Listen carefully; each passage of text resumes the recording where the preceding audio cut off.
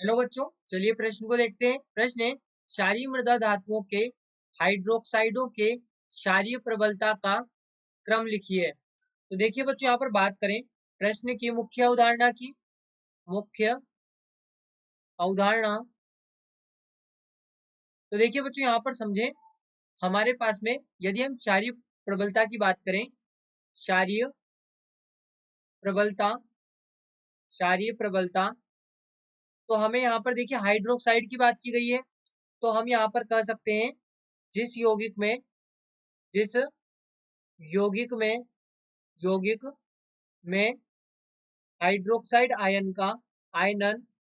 Hydroxide ion का ion का आयनन अधिक आसानी से होगा, अधिक आसानी से अधिक आसानी से होगा, उसका या उसकी क्षारीय क्षमता अधिक होगी, उसकी क्षारीय क्षमता या क्षारीय प्रबलता अधिक होगी, अधिक होगी।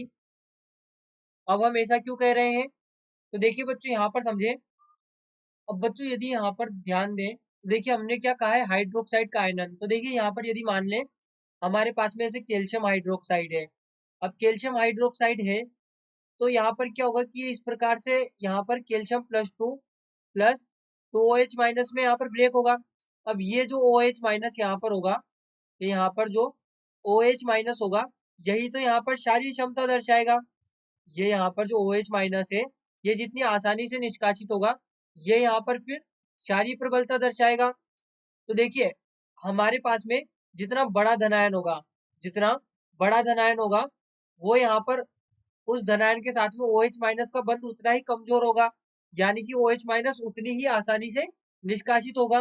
तो हम यहाँ पर कह सकते हैं कि जो आयनन है, आयनन बड़े आकार के धनायन द्वारा, बड़े आकार के धनायन द्वारा धनायन द्वारा आयनन आयनन अधिक होता है, आयनन अधिक होता है।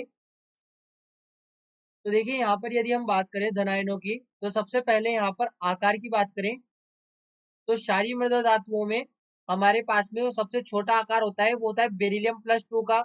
उससे बड़ा यहाँ पर होगा Mg2+ का, यानी मैग्नीशियम 2+ का, फिर कैल्शियम 2+, उसके बाद स्ट्रोंशियम 2+, और फिर बेरियम 2+। तो यहाँ पर यदि ध्यान दें तो होता क्या है, यहाँ पर हमने कहा क्षारीय क्षमता, क्षारीय क्षमता। अब देखिए जितना बड़ा धनायन होगा वो उतनी आसानी से आयनन या उतना अधिक आयनन करेगा, उतना अधिक आयनन करेगा। यानी कि सबसे बड़ा धनायन कौन है यहाँ पर, बेरियम 2+ है। यानी कि हम कह सकते हैं कि इसके द्वारा OH माइनस आसानी से निष्कासित होगा। देखिए यहाँ पर इसे इस प्रकार भी समझे कि बेरियम और OH माइनस के जो यहाँ पर है, इनके आकार में अंतर है, इनके आकार में भी यहाँ पर अंतर है। यानी कि जो बेरियम 2+ है, ये बड़े आकार का धनायन होने के कारण छोटे आकार के OH माइनस को यहाँ पर ये आसानी से निष्कासित कर देगा। यहाँ पर ये जो हमारे पास में क्षारीय क्षमता का क्रम होगा वो कुछ इस प्रकार से होगा। सबसे कम क्षारीय क्षमता यहाँ पर बेरिलियम हाइड्रोक्साइड की होगी, उसके बाद मैग्नीशियम हाइड्रोक्साइड, उसके बाद यहाँ पर होगा कैल्शियम हाइड्रोक्साइड, कैल्शियम हाइड्रोक्साइड, तत्पश्चात यहाँ पर होगा स्ट्रोंशियम हाइड्रोक्साइड, और सबसे अधिक क्षारीय क्षमता होगी बेरियम।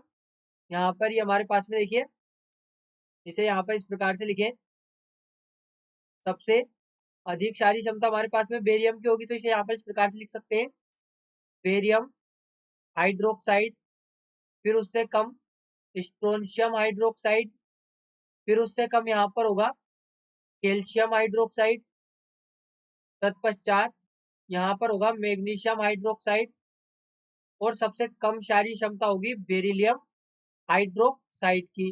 सबसे कम क्षारीय क्षमता होगी यहाँ पर बेरिलियम हाइड्रोक्साइड की। तो ये हमारे पास में क्षारीय क्षमता का क्रम होगा। यहाँ पर ये क्षारीय क्षमता का क्रम होगा। जो बेरियम है वो सबसे बड़ा आयन है, तो वो यहाँ पर OH माइनस का अधिक आयनन करेगा, यानी कि बहुत आसानी से आयनन कर देगा, तो इसलिए इसकी क्षारीय क्षमता अधिक होगी। तो बच्चों आशा करते हैं आपको प्रश्न समझ आया होगा। धन्यवाद।